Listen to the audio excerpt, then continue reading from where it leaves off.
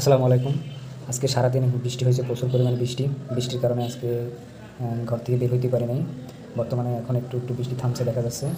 তো আজকে সারাদিনে কাজে যেতে পারি নাই, ডিউটি করতে পারি নাই। এখন ডিউটির উদ্দেশ্যে রওনা দেব।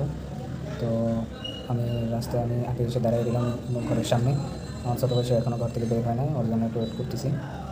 তো ও বাইক হলে আমরা রওনা দেবো, যে ওখানে রেডি করছে, ও বাইক পাবো। ওর কাছে আমাদের ঘর, বাইরে এলো। তো এখান থেকে আমি মূলত এই পুকুর পাড় দিয়ে ছোটো একটা রাস্তা, এই রাস্তা দিয়ে আমি যাই। এখান থেকে আমি গাড়ি বাড়ির ভিতরে ঢুকাই।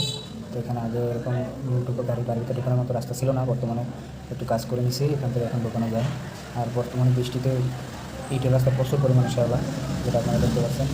এই যে আরেকজন বৃষ্টির সময় ছাগলের জন্য পাতা পাকতেছে, এটাকে বলা হয় শৈলা গাছ, শৈলা গাছে পাতা পাকতেছে। তো বর্তমানে বৃষ্টিতে ছাগল পালা অনেক কষ্টকর একটা ব্যাপার, যেটা হচ্ছে বৃষ্টির ভিতরে সারাদিন ঘাস খাওয়াতে পারে না, পাতা পাড়ে করে খাওয়ানো লাগে।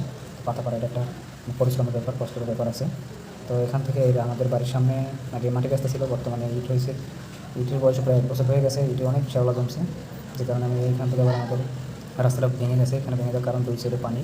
তো জোয়ারে পানি বেশি যখন হয়েছে, পানি ডেঙ্গানোর পরে জায়গাটা ভেঙে গেছে, এখন ঠিক করা হয় না।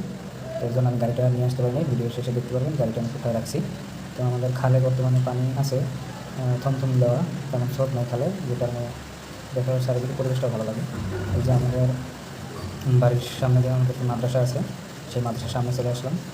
এটা হচ্ছে মনিরুদ্দিন দাখিল মাদ্রাসা। এই মাদ্রাসায় মূলত আমি লেখাপড়া করছি। এই মাদ্রাসা থেকে আমি দাখিল পরীক্ষা দিয়েছি 2015 সালে। তো এখনও মাদ্রাসার অনেক স্মৃতি আছে, যেটা আসলে মাদ্রাসার সামনে আসলে, কাছে আসলে মনে পড়ে। এই আমার ভাই, সে আজকে লুঙ্গি করে বাইরেছে, যেহেতু এখনও বৃষ্টি হচ্ছে, প্যান্ট সে ব্যাগের ভিতরে নিচে, সে রাইন বাজিয়ে প্যান্ট পরবে। এই যে অবশেষে আমি আমার গাড়িটা দেখতে পেলাম। তো আজকে সারাদিন সে বৃষ্টিতে ভিজছে। আমি ছোট্ট একটা পলিথিন দিয়ে রাখছিলাম ট্যাঙ্কির পরে। এই যে আমার এক দাদা দোকানদার। তো এখানে আসলাম, এখানে একটু বসলাম। এখান থেকে এখন আমরা রাইন্দার উদ্দেশ্যে রওনা